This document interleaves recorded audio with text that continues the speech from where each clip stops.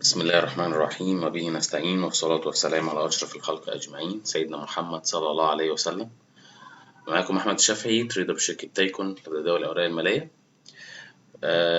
بقالنا كتير ما نزلناش فيديوهات، بس حبينا ننزل النهاردة علشان نوضح كام نقطة مهمين. أول حاجة طبعا هتلاقي تحت الفيديو قائمة بالأسهم اللي احنا بنحللها، وجنب كل سهم الوقت اللي احنا بنحلل فيه السهم ده، عشان لو حضرتك متارجت سهم معين بلا من غير ما تسمع الفيديو كله تخش على السهم اللي حضرتك عايز تسمعه. طيب دي أول نقطة. النقطة التانية الارتدادات اللي بتحصل دي. السؤال اللي المفروض نسأله نفسنا، هل دي ارتدادات حقيقية؟ يعني هل فعلا الأسهم هتكمل صعود خلاص وموضوع النزول في الأيام اللي فاتت دي خلص وهنشوف أسعار جديدة ونطلع؟ ده اللي هنجاوب عليه دلوقتي. أولا الترند لما بيجي يقلب سواء اب ترند او داون ترند بياخد وقت، وبيبقى فيه اشارات قبل ما هو يقلب سواء اب ترند او داون ترند. الحاجه الوحيده اللي احنا المفروض نركز عليها هي حاجه اسمها فلتره الاسهم. يعني ايه؟ يعني حتى لو الصعود اللي هيحصل اليومين دول مش حقيقي، وده احنا هنجاوب عليه دلوقتي، ممكن ننتقي الاسهم بتاعتنا بناء على المؤشرات اللي انا هقولها دلوقتي. انا عن نفسي مثلا هفلتر الاسهم اللي قدامي بناء على 5 حاجات. لو حضرتك مش عارف تحليل فني، انا هضرب لك على كل حاجة مثال على سهم ونشوفه عمل ايه. يعني الكلام اللي انا اقوله ده دلوقتي متعلق بالتحليل الفني، حضرتك مش فاهمه او ما تعرفوش، انت عايز مجرد السهم الشراء والبيع بتاعه على طول. انا هقول لك السهم ده بينطبق مع القاعدة الاولانية اللي احنا اتكلمنا عليها، اللي هي من ضمن فلترة الاسهم. ايه هي ال5 حاجات اللي بناء عليها تقدر تفلتر الاسهم وبناء عليها تختار السهم او تزود فيه او تخش فيه تريدة او ايا كان السهم هتشتغل فيه؟ اول حاجة ان السهم يكون مكون قاع قد القمة اللي اتكونت على الأقل مرة ونص والسهم اخترق القمة بتاعته. دي أول حاجة. النقطة التانية إن السهم يكون ما اخترقش قمة جديدة أو قمة بالنسبة للسهم، لكن لما جه طلع اليومين اللي فاتوا طلع مسافة كويسة واخترق القاع اللي كان السهم كسره، فده بناء عليه بيؤدي إلى إن المشتري اللي طلع بالسهم قوي لدرجة إنه قدر يطلع بالسهم مسافة كبيرة، فالنزول بتاع السهم ده أتابعه، لأن الفوليوم في حالة النزول لو كان قليل يبقى الورقة دي مرجح ليها إن هي تطلع وتخترق القمة، خصوصا لو كان القاع اللي اتكون فيه السهم على الأقل قد القمة اللي السهم اتكونت فيه مرة ونص. مش عايز حضرتك تفهم الكلام، أنا بس بشرحهولك عشان لو في حد عارف تحليل فني يبقى فاهم الدنيا ماشية ازاي. تمام؟ دي بالنسبة للأسعار اللي هي الشارت، بالنسبة للأسعار اللي فوق. طيب بالنسبة للمؤشرات، عندي بعض المؤشرات الفنية اللي ممكن بناء عليها ننتقي برضو الأسهم. إيه هي؟ إن السهم يكون نازل بفوليوم قليل مهما كان النزول بتاعه قد إيه. السهم لو نزل بأحجام تداول قليلة لما يجي يلف هتلاقيه خفيف جدا. ليه؟ لأن هتلاقيه ما فيهوش بياع. النقطة التالتة النقطة الرابعة إن مؤشر المجد يدي إشارة إيجابية مع مؤشر ال RSI، يعني الاتنين ادوا في نفس الوقت إشارة شراء، دي بتبقى تريدة شراء كويسة. النقطة الأخيرة ودي هتبقى موجودة في معظم الأسهم اللي هنتكلم فيها النهاردة هو التقاطع الثاني لمؤشر المجد. خلاص ارمي ال5 حاجات اللي أنا قلتهم دول على جنب، تعال نبص على الأسهم واحدة واحدة. قبل ما نبص على الأسهم في حاجة بس عايز أكلمك فيها. اليومين اللي فاتوا الجلستين اللي هو حصل فيهم نزول قوي جدا ده كان في من ضمنهم مارجن كول. المارجن كول ده بيع إجباري سواء من البنوك أو من الشركات، بيبقى العميل النسبة بتاعته تخطط نسبة معينة، فبناء عليه لازم العميل ده محفظته تنزل علشان خاطر النسبة مبقتش مظبوطة. يعني العميل لو واخد كريدت أو مارجن 100,000 ومحفظته 100,000، المارجن بتاعه بقى مثلا 160 أو 150 وفلوسه هي 100,000، فلازم إجباري يبيع 60,000 لحد ما النسبة تبقى 1:1، اللي هو 100 بتاعته رأس ماله قد الفلوس بتاعة الشركة. ده بيبين إيه؟ بيبين إن القوة البيعية اللي كانت موجودة في السوق نسبة كبيرة منها اختفت، فالمشتري يقدر ان هو يطلع بالسوق من غير ما يقابله بياع يرخم عليه، لان في بياعين كتير جدا ماتوا، ما بقوش موجودين، اختفوا بناء على المارجن كل اللي حصل. فالصعود اللي بيحصل اليومين دول ده طبيعي جدا، علشان خاطر ما بقاش فيه قوة بيعية قد القوة البيعية اللي كانت موجودة قبل المارجن كول. حلو. طيب تعالى بقى نمسك ايه المؤشرين الاول، المؤشر ال30 والمؤشر ال70. اول حاجة المؤشر ال30، احنا عندنا بالنسبة لل30 احنا عندنا نموذج راس وكتفين تم الكسر والسهم المؤشر طلع تاني عمل عليه اعادة اختبار هنا، والمرة دي طلع تاني اخترق النيك لاين بتاعي. اختراق النيك لاين تزامن مع ان المؤشر نفسه اخترق قمة على الانترادي اللي هي دي هنا. خلينا بقى نشيل النيك لاين اللي احنا كنا راسمينه هناك، ده فريم ساعة. هنا اخترقت انا الحتة دي، المفروض بناء على الاختراق ده بيديني تارجت هنا اهو، ان المؤشر ده بناء على الاختراق اللي تم على الانترادي ان انا اقدر اطلع لحد منطقة ال29,000. يبقى دي ده المستهدف بتاعي دلوقتي. طيب يبقى انا عندي منطقة ال29,000 ده تارجت بالنسبة لي.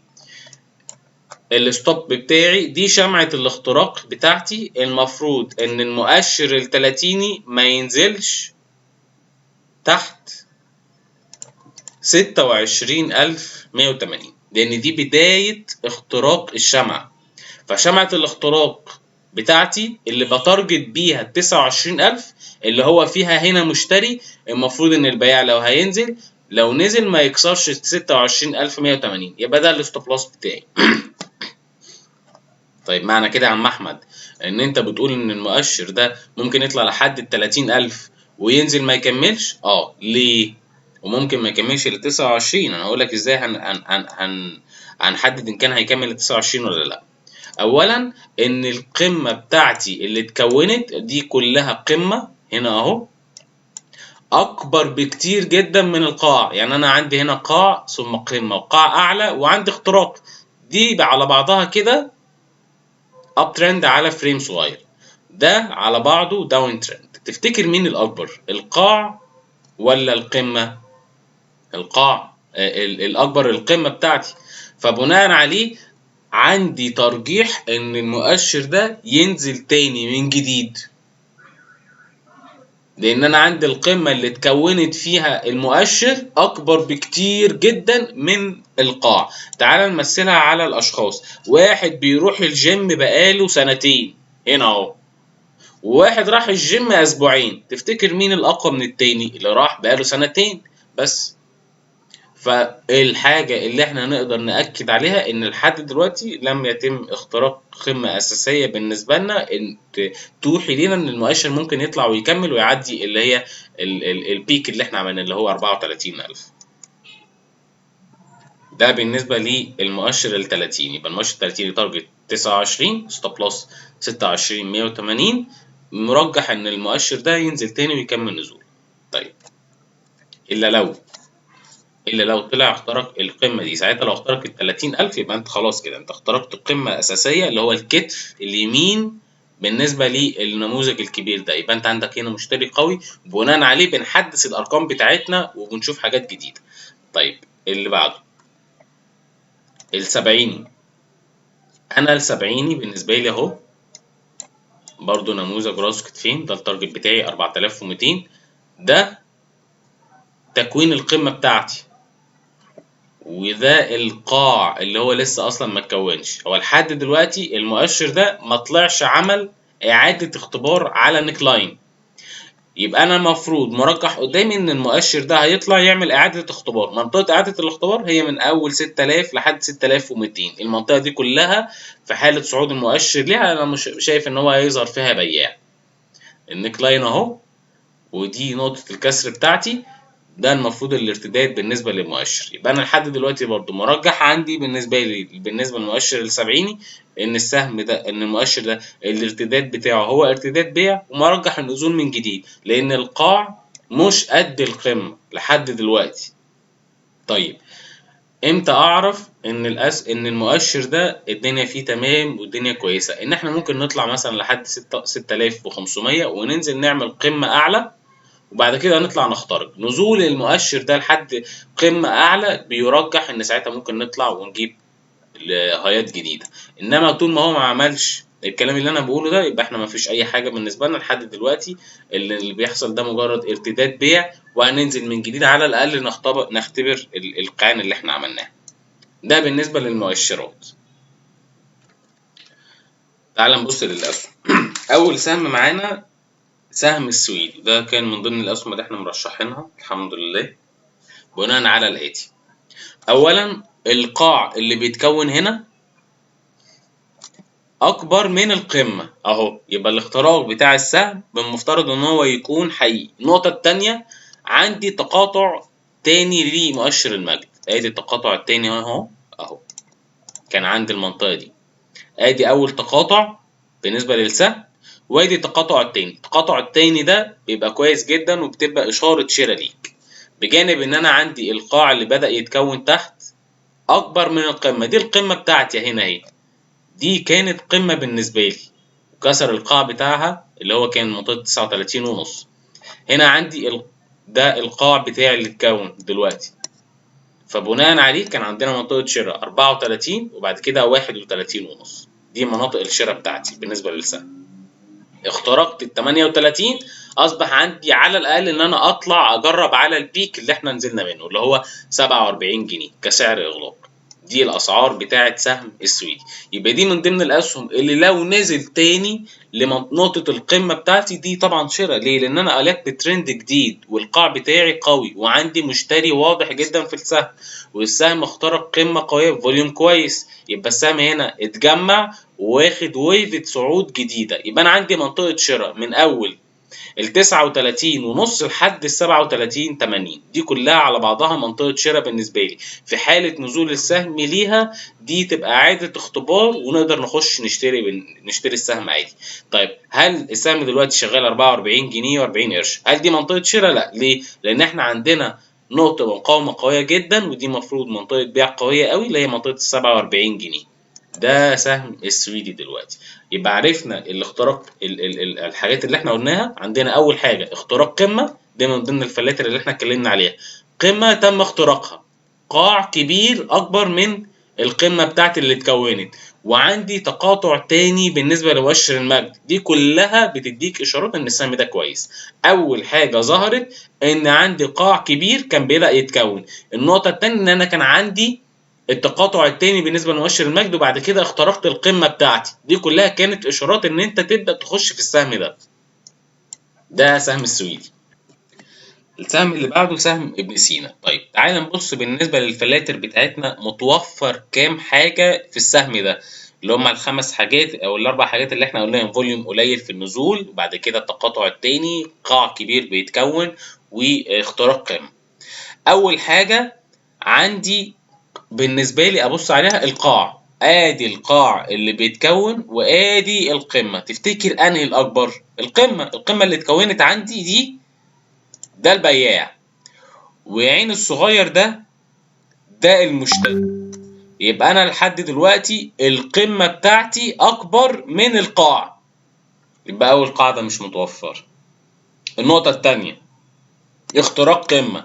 هل تم اختراق قمة بالنسبة لي؟ لا. القمة بتاعتي بالنسبة للسهم هي عند 2 جنيه و90 قرش، منطقة ال 2 جنيه و90 قرش، ما اخترقتش قمة.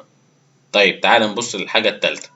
هل الفوليوم قليل في النزول؟ لا، الفوليوم عندي مش قليل في النزول، الفوليوم عندي طبيعي جدا نورمال خالص. فكده انا عندي السهم شغال عادي ما فيهوش مشكلة. الارتداد بتاعه مش هيبقى سيء، قوي جدا زي ما احنا فاكرين. تعالى لاخر حاجه التقاطع التاني بالنسبه للسهم. انا عندي تقاطع تاني، انا عندي تقاطع تاني اهو. ادي اول تقاطع بالنسبه لي بالنسبه لمؤشر المجد، وادي التقاطع التاني بتاعي اللي مديني اشاره شراء.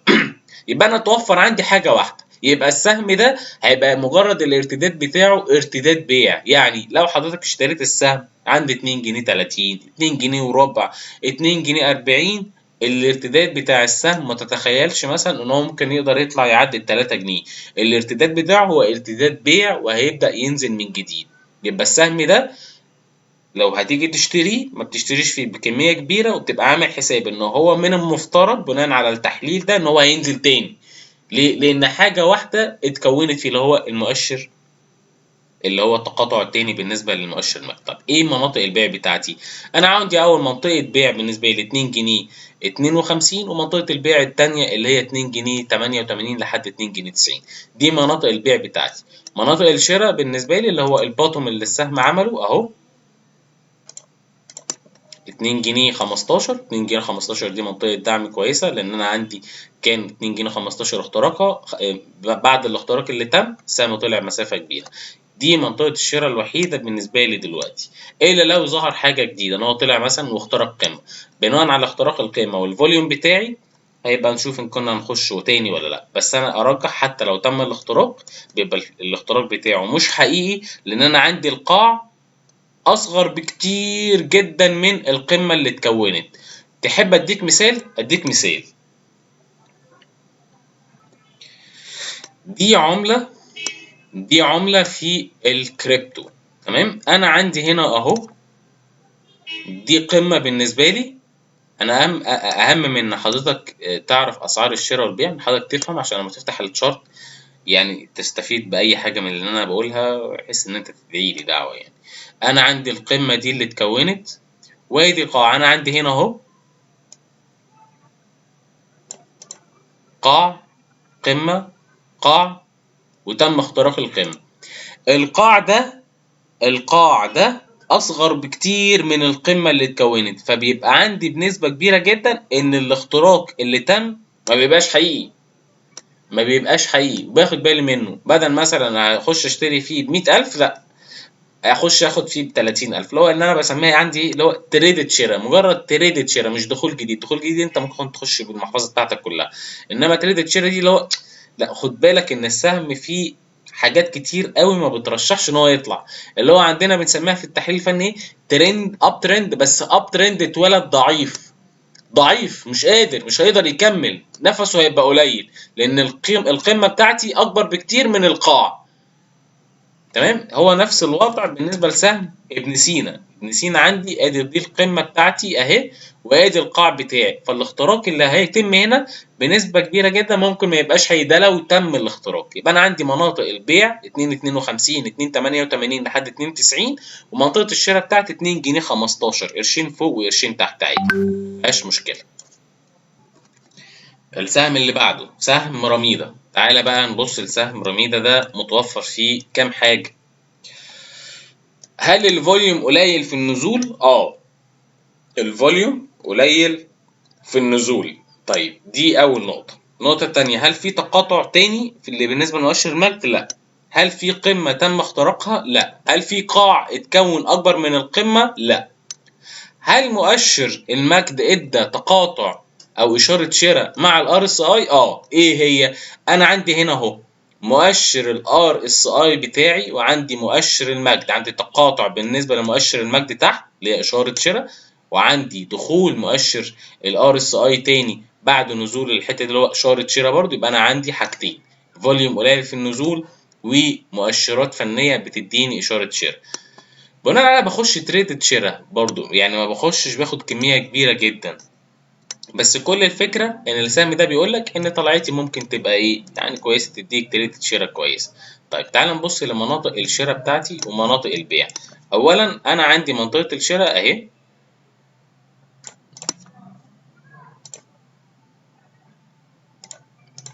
من 2 جنيه ل 198. دي اول نقطة، دي منطقة الشراء الاولى. والنقطة التانية هي 2 جنيه 15، لان لو فتحنا تايم فريم صغير كده هنلاقي ان هو اخترق قمة عندي، والقمة دي ممكن تديني تريدد شراء بالنسبة لي، اللي هي اهي القمة بتاعتي. ادي قاع، قمة، قاع، وقمة تم اختراقها بفوليوم الى حد ما كويس. بناء عليه بيديني تارجت اقول لك ان السهم ده من المفترض ممكن يطلع لحد فين. في قبل التارجت بتاعي مقاومة، يبقى أنا بعتد بمنطقة المقاومة بتاعتي. يبقى مرشح قدامي أو مرجح قدامي إن السهم يطلع لحد 2 جنيه 27، وفي حالة إن السهم كمل هيبقى عندي لحد 2 جنيه 45 قرش، اللي هو القاع اللي اتكسر عندي، اللي هو ده قاع اتكسر هنا أهو. ده قاع اتكسر. يبقى الارتداد بالنسبة للسهم ده عبارة عن ارتداد بيع. ارتداد بيع. يبقى منطقة الشراء 2.15 ومنطقة ال 2 جنيه. مناطق البيع بتاعت 2.27، ولو كمل هيبقى عندي منطقة ال 2.45 لحد 2 جنيه ونص. يبقى ده تاني سهم معانا برضو بيقول إن السهم حتى لو طلع من المفترض إن هو هينزل تاني. بس عندي حاجة ممكن نتكلم فيها دلوقتي كتنويه بسيط، ولو حصلت نتكلم فيها تاني، اللي هو إيه؟ السهم لو طلع لحد 2.27 ونزل، يبقى كده هنا المشتري نفسه ضعيف، مش هيقدر ان هو يطلع، او النزول بتاعه ممكن ينزل ويكسر تاني، ممكن ينزل، مرجح ان هو ينزل يكسر ال 2 جنيه بناء على الفوليوم اللي السهم هينزل بيه. انما لو طلع ل 2.45 بيبقى عندي مرجح ان لو نزل ابدا اشتري واحط مناطق شراء تحت واحط نسب التصحيح فيبوناتشي، لان كون ان هو يقدر يطلع المسافه دي يبقى هينزل ممكن يعمل قاع اعلى، وبناء عليها ممكن يطلع يخترق القمه، وده بيبان عندنا من الفوليوم اللي السهم نازل بيه والفوليوم اللي السهم طالع بيه. ده نبقى نحدثه قدام لو حصل. يبقى انا دلوقتي مناطق الشراء بتاعتي بالنسبه لسهم رميده واضحه 2.15 2 جنيه، مناطق البيع 2.27 و2.45 لحد 2 ونص. السهم اللي بعده سهم الملتقى. طيب تعال نبص لسهم الملتقى كده، الفوليوم اللي السهم نازل بيه، خلاص عشان ايه بقى ما نضيعش وقت والناس تزهق. الفوليوم اللي السهم نازل بيه قليل، وعندي تقاطع تاني بالنسبة لمؤشر المجد، فده بيديني إشارة إن السهم ده في منطقة شراء كويسة. أنا عن نفسي كنا مشارينه عند 185، هو حاليا 193 قرش. أقرب منطقة شراء بالنسبة للسهم هي 190، دي أول منطقة شراء، ومنطقة الشراء التانية 185، ومنطقة الشراء الأخيرة هي 174 قرش. طيب بناء على التقاطع التاني اللي بيحصل بالنسبة للسهم، السهم طبعا ما كونش قاع كبير ان احنا بناء عليه نقول ان هو ممكن يقدر يطلع، بس عندي مؤشرات تانية بتقول ان السهم كده الدنيا فيه تمام، اللي هو ايه؟ ان هو يطلع بالنسبة للار اس اي يطلع لحد مستوى ال50. مستوى ال50 ده بتبقى هي عملية التصحيح بتاعة السهم. يعني طالما السهم عندي هنا داون ترند، اللي هو عامل بص قمة قاع قمة اقل قاع اقل قمة اقل قاع اقل، فهيعمل ايه؟ قمة اقل. امتى اعرف ان السهم وصل لمنطقة البيع بتاعته؟ ان عندي مؤشر ال50 ده، المؤشر الار اس اي يطلع لمستوى ال50، يعني ساعتها بنخش ايه بناء على ان هو قريب من منطقة مقاومة واحدة بنروح خفيفين الكمية بتاعتنا شوية.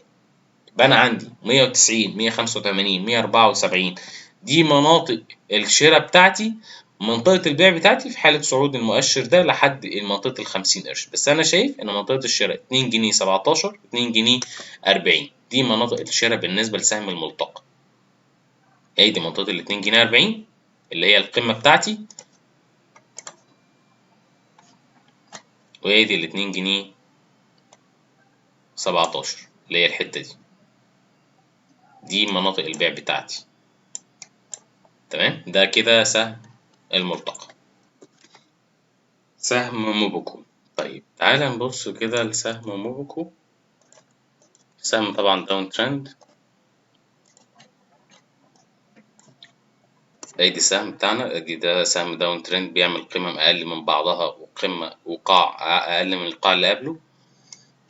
عندي تقاطع تاني بالنسبة لمؤشر المجد. انا بس عندي مشكلة واحدة، ايه هي؟ ان السهم دلوقتي داون ترند والار اس اي عندي واصل لمنطقة التصحيح، اللي هو بيقول لك ايه؟ ان السهم كده خلاص صحح، فخد بالك ان هو ممكن في اي لحظة يبدأ ينزل تاني. ده التحليل بتاعي. طيب انا لما يكون عندي تقاطع تاني اللي هو بيديك اشارة شراء، وعندي مؤشر الار اس اي بيديني بيع، بعمل ايه؟ بشوف المقاومة بتاعت السهم فين؟ القمة بتاعتي، لان بناء عليها هنشوف ايه اللي بيرجح. يعني انا دلوقتي عندي ادي واحد قصاد واحد فالنسبة بتبقى 50 ل 50. تمام؟ فعايز حاجة تانية تقول لي بقى ان السهم فعلا لو شراء، ان انا اقدر اخش اشتري او بيع. نشوف بقى هيقف مع مين الحاجه اللي احنا هنقولها دلوقتي. انا عندي السهم لحد دلوقتي ما اخترقش قمه، يبقى انا بالنسبه لي لحد دلوقتي يبقى انا ميال للبيع. النقطه الثانيه ان السهم عندي قريب من منطقه مقاومه، يبقى برضو عندي حاجه بترشح لي ان انا ابقى ميال للبيع. تمام. يبقى انا عندي مناطق البيع بتاعتي كالاتي: اعلى سعر السهم جابه النهارده، ودي مش مقاومه لكن هي بناء على ان الار اس اي بتاعي قال لي ان انا كده صححت، فخد بالك ان انا ممكن انزل.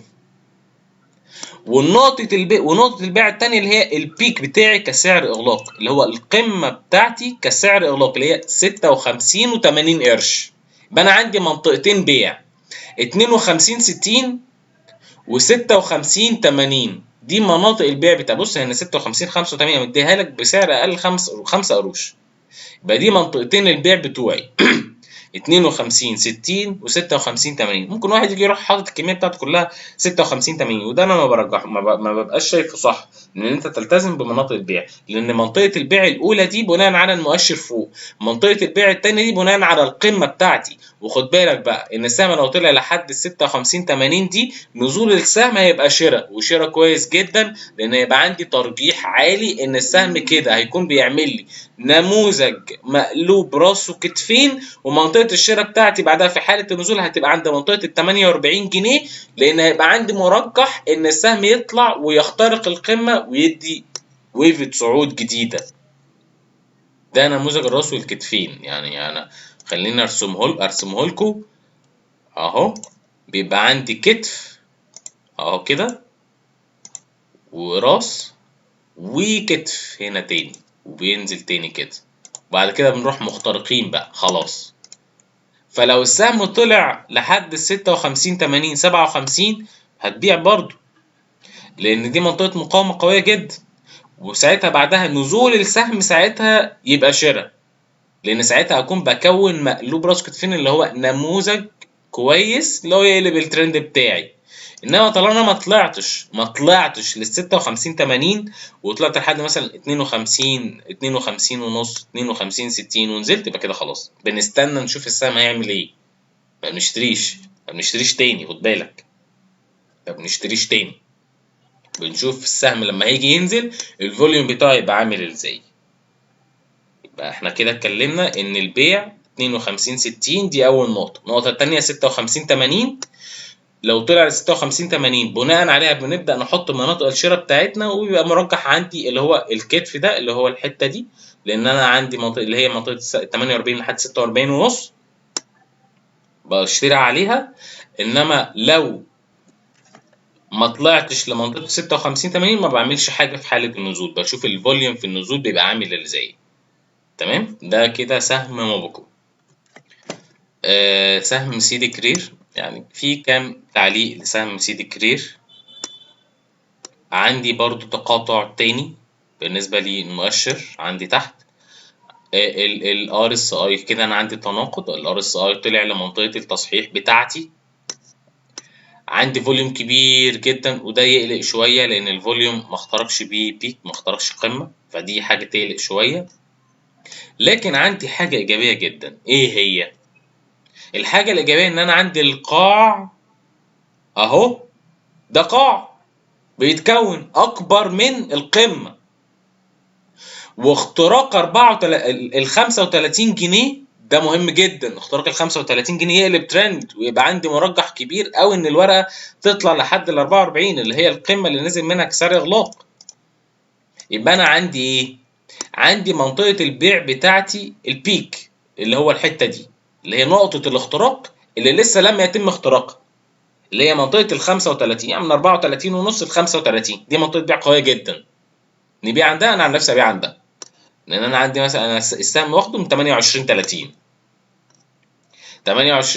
وبعت 28 80، والباقي هبيعه 34 ونص. تمام.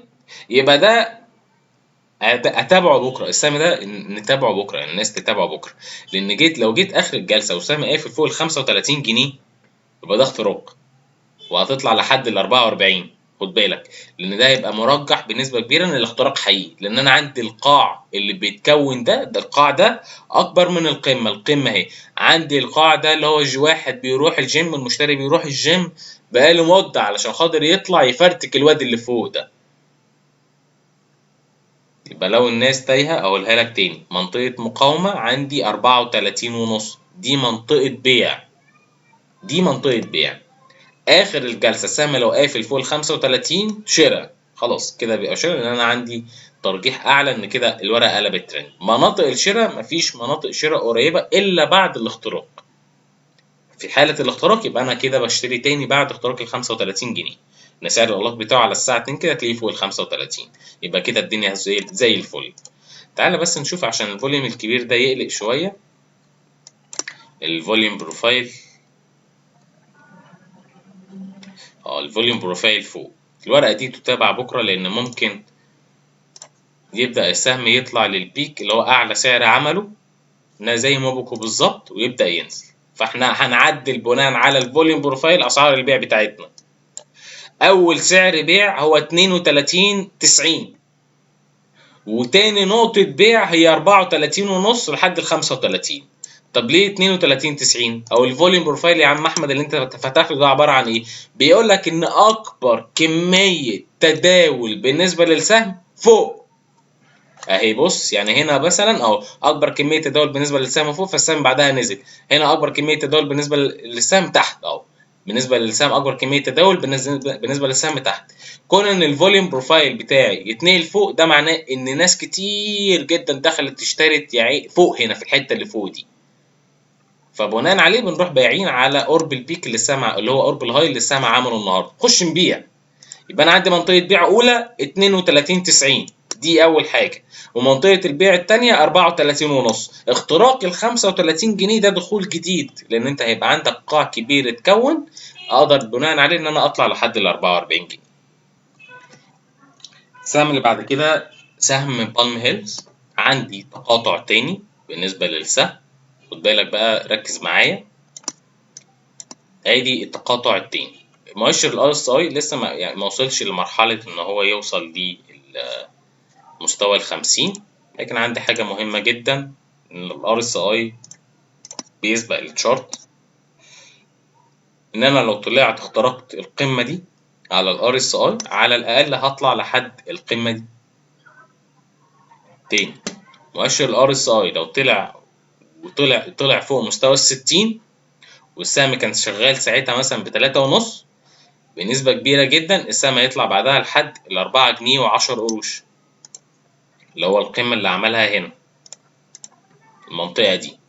تمام. طيب السهم بالنسبة للي مع السهم، الكلام ده بالنسبة للي مع السهم، هي منطقة الشراء بتاعتي هي منطقة 3.5 لحد 3 جنيه، دي منطقة الشراء بتاعتي حتى لو السهم نزل تاني بعد كده.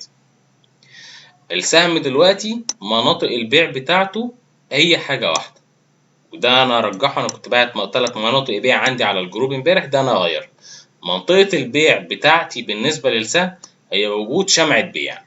دي شمعة بيع شوتنج ستار مثلا، دي إشارة بيع. الشمعتين اللي جنب بعض دول دي إشارة بيع، دي إشارة بيع إن هو فوليوم كبير، وبعد كده السهم يطلع قرب الهاي ويروح قافل تحت سعر الفتح بتاعي، فهنا دي إشارة بيع. فالبيع الوحيد في بالم هيلز إن أنا أستنى إشارة بيع. ليه؟ لأن أنا دي كلها على بعضها كده، دي كده كلها على بعضها ده قاع، ده كده قاع بيتكون عندي. ادي ده القاع بتاعي، السهم لما انزله ما كسروش وما نزلش تحته كتير، ودي حاجه اخد بالي منها، دي حاجه لازم اخد بالي منها، ان الحته دي كلها كده على بعضها كده نتابعها كويس جدا. تمام. يبقى اشاره البيع الوحيده هي وجود شمعه بيع، وجود شمعه بيع. هي السهم ممكن بكره عند منطقه ال 3 جنيه 42 يقابل بياع، لو قفل فوق 3.42 ان شاء الله يكمل لحد 4.10، بس بناء على الفوليوم، اللي الفوليوم المفروض يبقى اعلى من النهارده. لما نيجي نفتح الفوليوم بروفايل بتاعي، الفوليوم بروفايل بتاعي محترم يعني. بص الفوليوم بروفايل بتاعي اهو تحت، مش فوق قرب الهاي اللي السهم عمل، لا الفوليوم بروفايل بتاعي تحت. فبكره بنتابع السهم، في حاله وجود اشاره بيع بنروح بايعين. امتى اشاره البيع تظهر؟ اثناء الجلسه، ان هو يعدي ال3 42 ويجي اخر الجلسه يقفل تحت ال3 42، دي اشاره بيع، لان ما ينفعش بعد ما يخترقها يجي في الاخر يقفل تحتها، فدي بتبقى اشاره بيع بالنسبه لي. بخش ابيع عندها بقى. لو انت شاري مثلا عند 3 5، انا نفسي كنت شاري مثلا، انا اشتريت 3 5، لو انت داخل تريد تروح قافلها كلها. لو حضرتك معاك كميه كبيره تبدا تخفف هنا، لان مرجح ان السهم ينزل تاني، وده بناء على تحليل المؤشر الثلاثيني. المؤشر الثلاثيني المفروض ان عندي تارجت لحد 29000، وصعود السهم المؤشر لحد 29000 هيرجح ان الاسهم تطلع للاسعار اللي انا بقولها دي، الا لو ظهرت شمعه بيع، اشاره بيع تظهر، بناء على حضرتك بتخش تروح مخفف الكميه بتاعتك. آخر سهم معانا النهاردة هو سهم مصرية للدواجن. سهم مصرية للدواجن فيه أكتر من حاجة، أكتر من مؤشر. خد بالك إن الورقة دي الفوليوم بتاعها قليل خالص، فدي ما بتبقاش حاجة حلوة، مبتعجبش الناس. ما بتعجبش الناس في نزول السهم، إنما بتعجب الناس في صعود السهم. الفوليوم في السهم هو نازل قليل. السهم المؤشر المجد عندي مدي تقاطع تاني، ومدي تقاطع تاني مع إشارة شراء بالنسبة للآر اس اي. فأنا كده عندي 3 حاجات اتوفروا في سهم مصرية للدواجن، والسهم قافل 3.9. أنا شايف إن 3 جنيه و2 جنيه 90 دي منطقة شراء، دي منطقة شراء بالنسبة لسهم مصرية للدواجن. 3 جنيه و3 جنيه و2 جنيه 90، 3.92. مناطق البيع بتاعتي برضو أنا شايف إن مناطق البيع عندي أول حاجة 3.5، وبعد كده 3 جنيه 95. ولو السهم طلع هتلاقي الطلعه بتاعته سريعه، لان انا عندي الفوليوم في النزول قليل قوي، وعندي 3 حاجات: فوليوم قليل، اشاره تانية عندي اشاره شراء مع التقاطع بتاع المجد بالنسبه للار اس اي والمجد. تمام كده. اتمنى ان انا يعني وضحت الاسعار للناس، ويا رب الناس تكون بتستفيد من الحاجات اللي انا بنزلها. اي حد محتاج اي حاجه يسألني على الواتس، ما فيش مشكلة، سواء هو معايا أو مش معايا، الموضوع ما بيفرقش خالص. أي حد محتاج أي حاجة بس ابعت له واتس، وإن شاء الله إن أنا أفيده. وده بيبقى مجرد رأي شخصي، طبعا رأي غير ملزم لحد، مجرد رؤية فنية شخصية مش ملزمة لأي حد خالص. ربنا يوفقكم الأيام اللي جاية. بس أنا حابب أوضح حاجة عشان الناس تفهمها، إن المؤشرات كلها بتقول إن الأسهم على الأقل هتنزل تجرب على القيام بتاعتها تاني. في حالة إن أنت حضرتك بعت، ما تزعلش لو السهم طلع فوق السعر بتاعك، لأن أنت هتعرف ترجع تشتري تاني بسعر أقل. ويفضل في السوق داون ترند ما تجريش ورا السهم وهو طالع، لأن هو المفروض هينزل تاني طالما ما اخترقش القمة. يعني السويدي ده لو نزل 38 ده طبعا شراء، لأن هو اخترق قمة والقاع بتاعه كويس، وفي أكتر من مؤشر إن هو بيقول إن هو هيطلع. إنما معظم الأسهم التانية أنا مش شايف فيها أي حاجة غير إن هي مجرد ارتدادات بس، ارتدادات بس. لحد دلوقتي مفيش أي حاجة جديدة. والاسهم خد بالك بتبقى عامله زي موج البحر، تطلع وبتنزل. فحضرتك لو بعت والسوق طالع هتعرف ترجع تشتري السهم تاني، لانه كده هينزل تاني، يا اما يجرب على القمه اللي هو اخترقها، او ان هو ينزل عند منطقه القاع بتاعه. يعني عندك سيدي كرير لو اخترق ال 35 وحضرتك بعت 34 ونص، الموضوع عادي خالص. حتى لو طلع لل 37، لانه المفروض ان هو ينزل تاني يعمل اعاده اختبار عند ال 35. ده لو السهم اخترق، يعني لحد دلوقتي مفيش حاجه بتقول ان هو هيخترق، لان الفوليوم بروفايل زي ما احنا شرحنا كده ان هو فوق في منطقه البيع 32 60 تقريبا يعني. تمام، يلا اشوفكم بخير، مع السلامه.